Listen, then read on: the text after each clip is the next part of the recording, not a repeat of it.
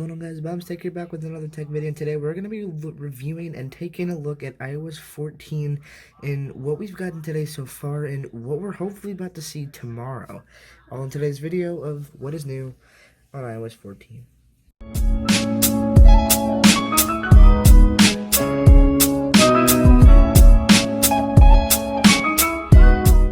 So a lot of you probably know that earlier today, with anybody who has the iOS Beta 14 profiles, that we got early access to one of the iOS 14 GMs, which actually came out sometime earlier today, which I believe for me was around 2 o'clock in the afternoon.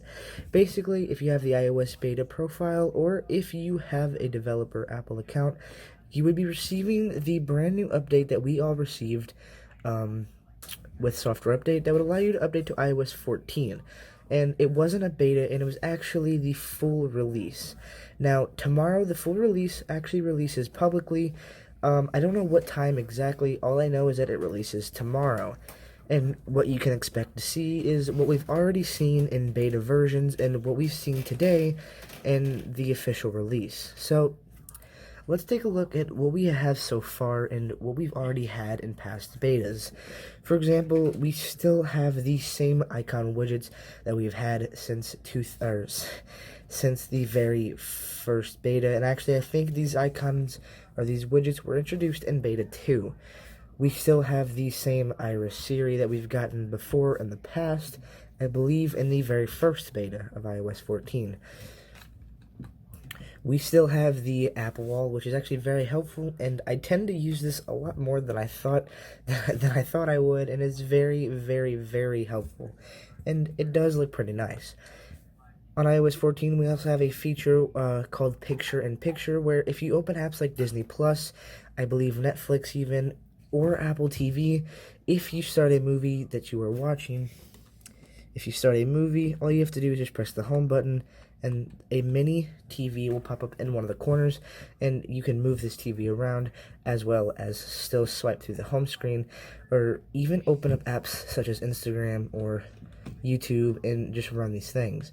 Now, to get rid of this, all you have to do is just tap on it, and you can actually tap this thing right here, and it'll put the movie back in full screen, and basically just reopen the app. So this is super nice, and it's actually a really cool thing to have on iOS 14, and I know Samsung has had that for a long time now, and it is very nice to see it on one of the best looking devices I've ever used. Another thing is that I can tell that it is a lot faster. It seems that the screen, whenever I swipe, it seems that it moves faster, and it's more responsive than what it usually has ever been, and I actually really like this, and I think it's super nice. The fact that it just moves super smooth compared to the last ones, and it's just very, very responsive. Another thing found in the control center is if you swipe up, or if you flashed your iPhone, basically means it was reset, you would notice that you had this new icon down here, which is actually an NFC tag reader. Basically, if you don't know what NFC is, an NFC is usually a chip or a tag where you can hold your phone over, and it would usually scan the NFC chip, and you would get a pop-up to connect or pay for whatever it is.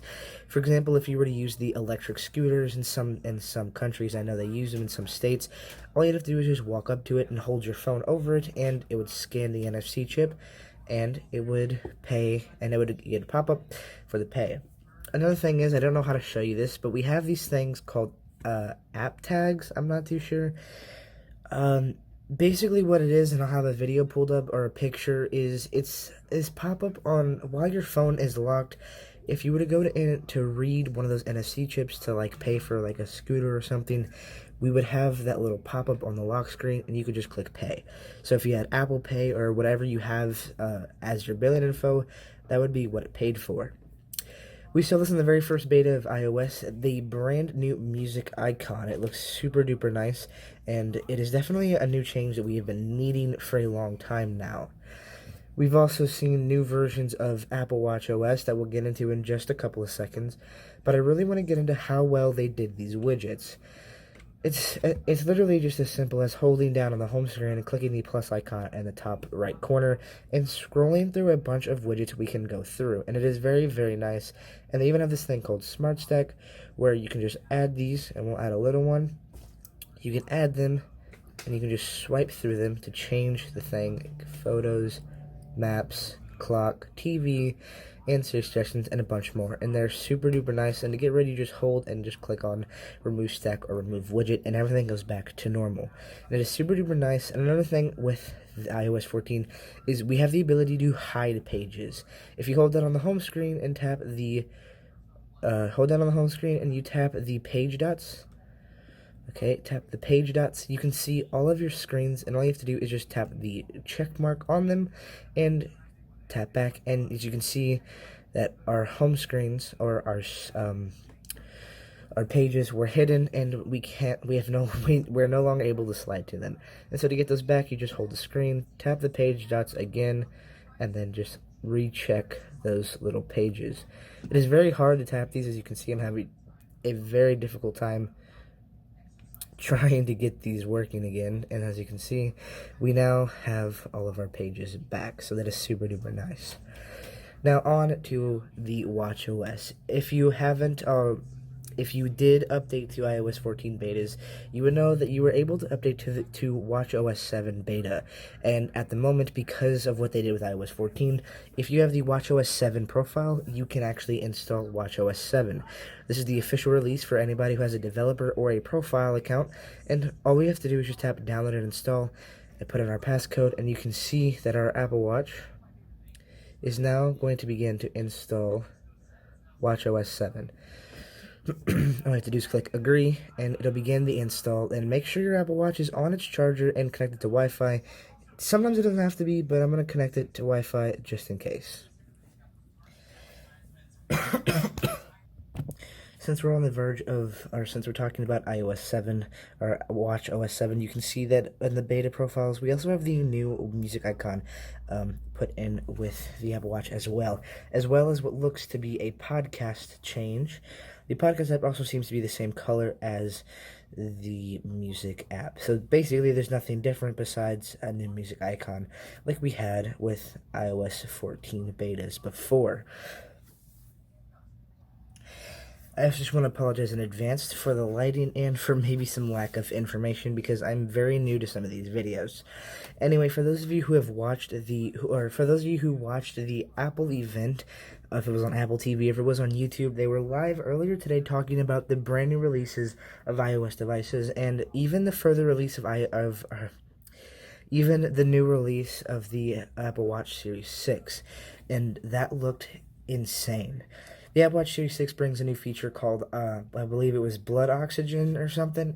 It actually gives you the ability to read your oxygen level in your blood.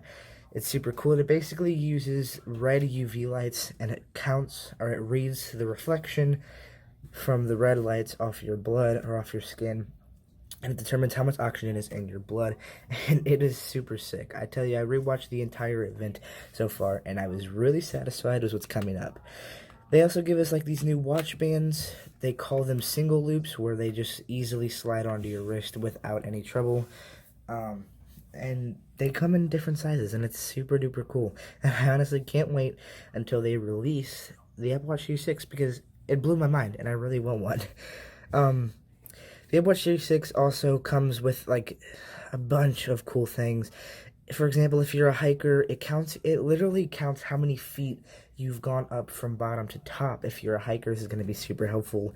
It's obviously swim-proof like it was before, and it looked super cool, and they said it was going to be the most advanced Apple Watch ever released.